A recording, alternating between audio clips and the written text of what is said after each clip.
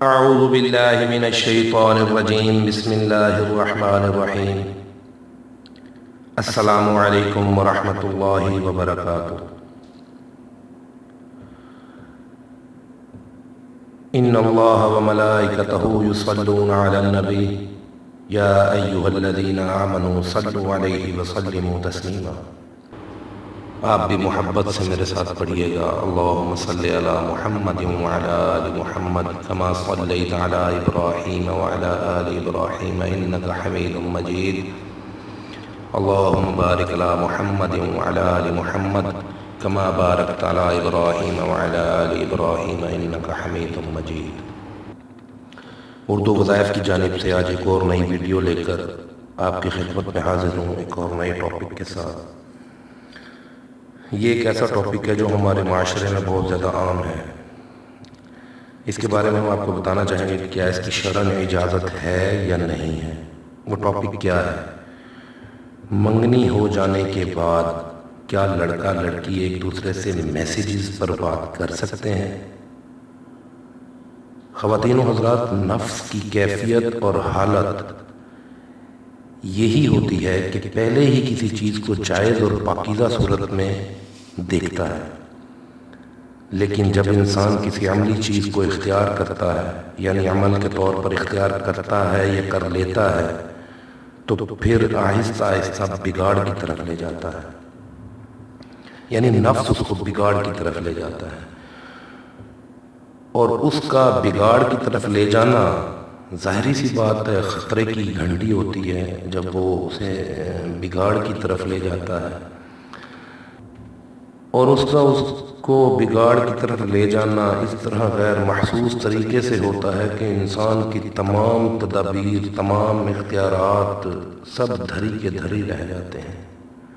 بعض اوقات انسان گناہ میں مبتلا ہو جاتا ہے، یا پھر اس سے کوئی ایسی غلطی سرزد ہو جاتی ہے جس سے اس کا وقار زائل ہو جاتا ہے، اور منگیتروں کے اندر یہ آپس میں گفتگو کرنے سے اس چیز کے بہت زیادہ خدشات ہوتے ہیں، اور اس طرح کے کئی کیسز سامنے بھی آ چکے ہیں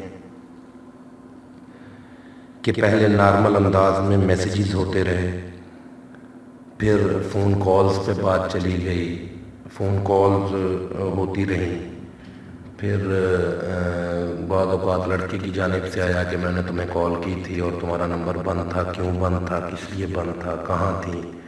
یا پھر ایسا ہوتا ہے میں نے کال کی، تمہارا نمبر بزی تھا، کیوں بزی تھا، کس سے باتیں کر رہی تھی، میرے علاوہ کوئی اور بنا رکھا ہے۔ بعض اوقات ایسی باتیں ہونے لگتی ہیں۔ بس اوقات لڑکے جو ہیں وہ کال ریکارڈز نکلوا لیتے ہیں۔ آپ کو پتہ ہے کہ آج کل کمپیوٹرائز دور ہے، نیٹ کا دور ہے، تو وہ کال ریکارڈ نکلوا لیتے ہیں، اس میں چند نمبرز ہوتے ہیں، پھر ان پر کالیں کر کے پتہ کیا جاتا ہے جی یہ کون ہے، یہ کیوں ہے، کس لیے ہے۔ تو پھر کسی نہ کسی بات پر غصہ آ گیا اور لڑکے یا لڑکی کی جانب سے کوئی نہ کوئی سخت میسیج کر دیا جاتا ہے، اور پھر دونوں میں سے کسی ایک نے شادی سے انکار کر دیا۔ ایسے کیسز بہت سارے سامنے آئے ہیں، بلکہ بعض اوقات نکاح ہو جانے کے بعد رخصتی سے قبل اس قسم کے معاملات ہوئے کہ شوہر نے غصے میں آ کر عورت کو طلاق ہی دے ڈالی۔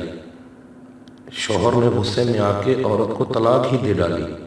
گھر والے رخصتی کی تیاری میں مصروف ہیں، انہیں وہاں پتہ بھی نہیں ہے، اور صاحب نے یہاں طلاق بھی دے ڈالی۔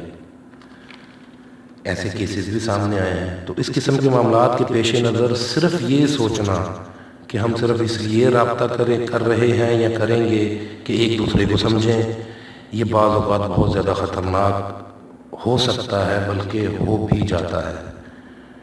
اگرچہ ہم اس کو ناجائز نہیں کہیں گے، اس میں ہونا یہ چاہیے کہ ایک تو لڑکا ہو یا لڑکی اپنے گھر والوں کے اپنے گھر میں سے کسی بڑے کو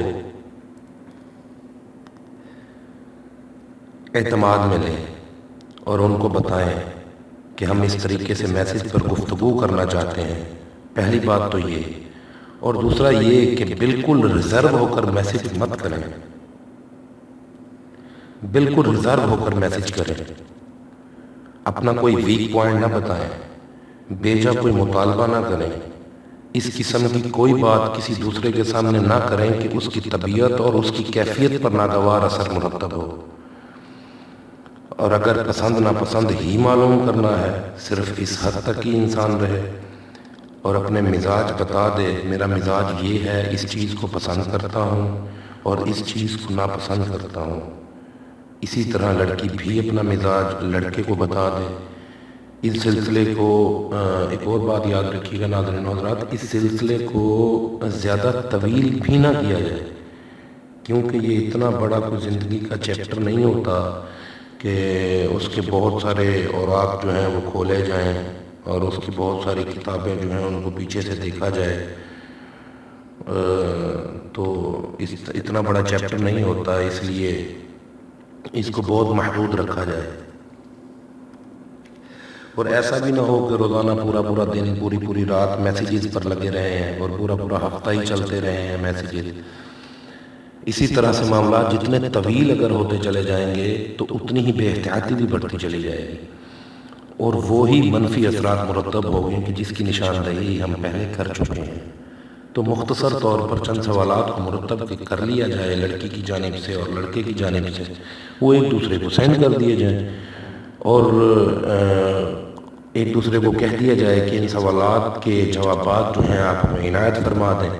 تو ان سوالات کے جیسے ہی ایک دوسرے کو جواب سینڈ کر دیے جائے تو ان کو غور کرنے کے بعد اگر کچھ جواب طلب بات باقی ہے تو ٹھیک ہے، ورنہ اس سے انسان آسانی سے سمجھ سکتا ہے کہ سامنے والے کا مزاج کیسا ہے، طبیعت کیسی ہے۔ اس حد تک اجازت ہو سکتی ہے، شرعاً اس حد تک اجازت ہو سکتی ہے۔ امید کرتا ہوں کہ آپ میری اس بات کو سمجھ گئے ہوں گے۔ اس ٹاپک کو بیان کرنے کا مقصد یہ تھا کہ میرے پاس چند ایسے سوالات آئے، واٹس ایپ آئی، تو میں نے سوچا اس پر ایک ویڈیو اپلوڈ ضرور کر دی جائے۔ اللہ تعالیٰ سے دعا ہے کہ اللہ تعالیٰ مجھے اور آپ کو عمل کی توفیق عطا فرمائے، آمین بجاہ النبی الکریم۔